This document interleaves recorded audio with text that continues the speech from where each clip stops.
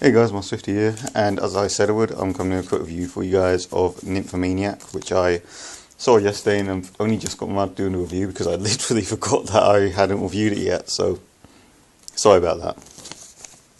Yeah guys, just to let you know, before I actually saw this film, the only film I'd seen prior to this that had been done by, well, the only Lars von Trier film I'd seen prior to this was Antichrist, and I was not a fan of Antichrist. I found that pretty damn dull, pretty boring, and it just wasn't for me. I mean, I wouldn't say Antichrist is a bad film. I can tell it's not a bad film. It's just not a film I actually liked. You know, I respect anyone that does like the film because, as I said, it's not a bad film. It's just not a film that I actually, you know, it's not my sort of film really.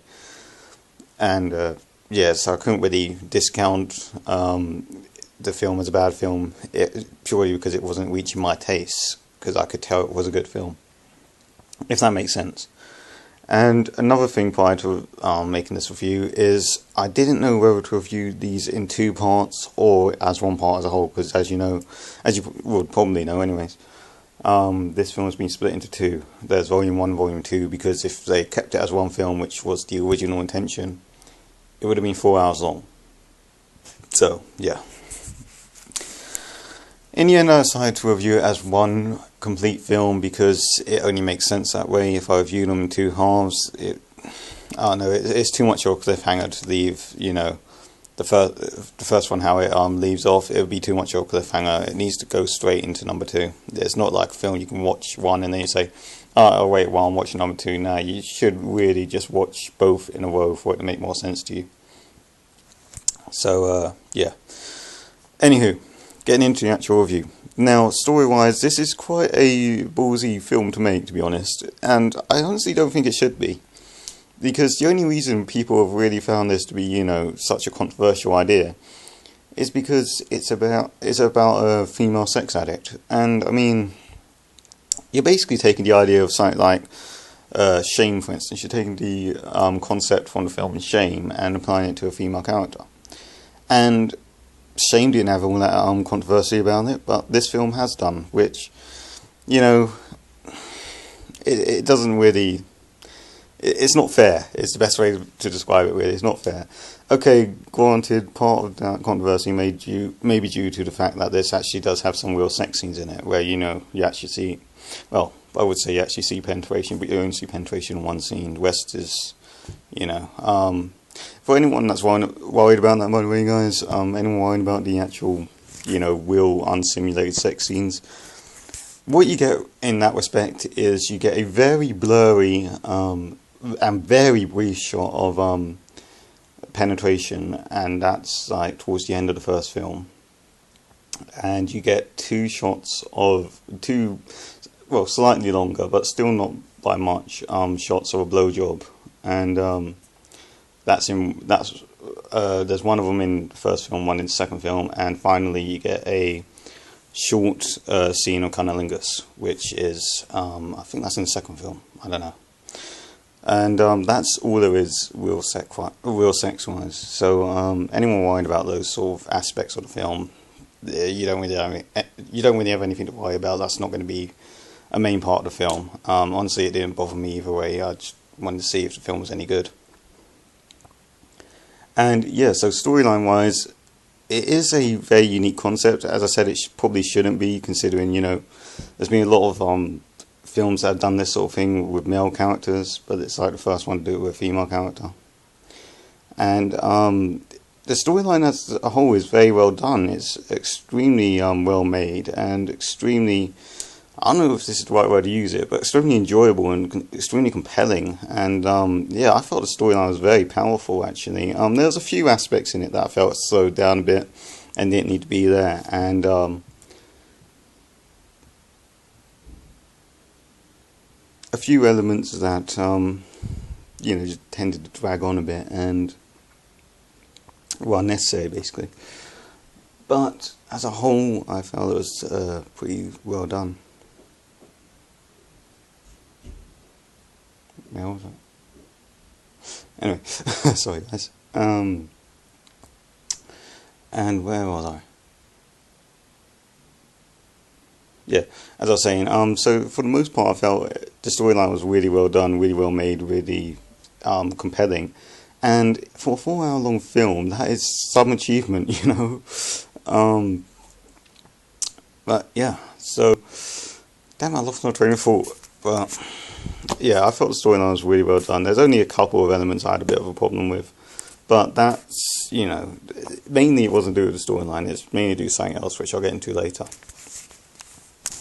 But storyline wise, it's very interesting. It's better than Shame. I'll say that much. It's the storyline is more emotional and more in depth than Shame was. You get more of an, you know, connection to the characters, and you get more of an realization of the characters' view of the world and why they are how they are.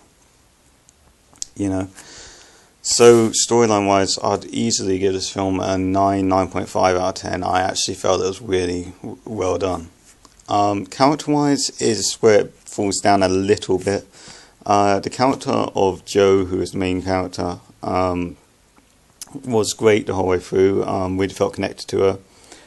Really understood the struggle she was going through, and really understood why she's doing what she's doing, and really felt her as a real character, which I was shocked by. I did not expect them to be so respectful of this character, but they were, so I highly respect them for that.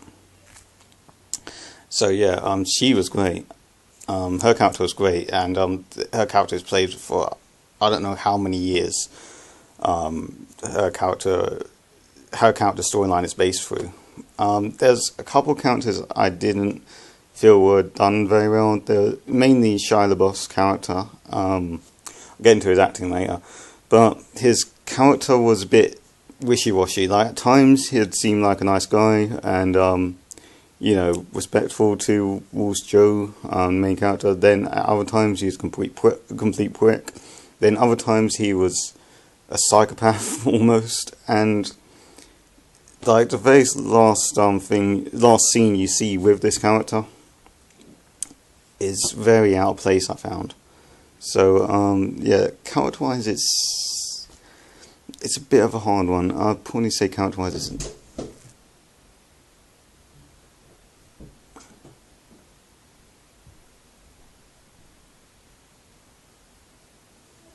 sorry. Yeah, so character wise it's an 8, probably an 8 out of 10 I'd say. The acting was pretty damn good for the most part. The only person I had a problem with, surprise surprise, oh no, there's actually one more character thing I forgot to mention. There's another character that appeared towards the end of the film that was a bit, you know, bit off. They're you know, the way in which their character was played, they, I don't know, they'd act one way one time, and then they'd act completely different at another time, and it felt a bit off. Same with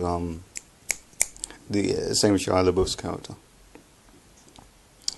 The acting was good from everyone apart from Shia LaBeouf, as it turns out he's trying to do an English accent, apparently. It does not sound like it. It doesn't. It sounds terrible, and he's decent apart from that, but that accent was horrible. So yeah, guys. Acting wise, I would probably give the film I think I'll give it a 9, because take Shia LaBeouf's terrible English accent out of the film, and you got very good film. You got very good acting. Sorry. If it wasn't for his terrible accent, it'd get a 10. And overall, guys, knowing what you get into with this film, know what you're getting into, as there are a couple of scenes that are pretty hard to watch, namely when she seeks out someone to dish out some masochistic style of sexual pleasure towards her. That is kind of a hard scene to watch. Apart from that, highly recommended if you know what you're getting into. And I would honestly give this film like a 9.5 out of 10. It's a great film, highly recommended, and yeah, it's probably the best film I've seen this year so far. So yeah, guys, that was a quick review from Nymphomaniac. Next review, I'm not sure what it's going to be. Hope you guys enjoyed that, and hope you've taken it into consideration. And yeah, this is Master 50 signing out.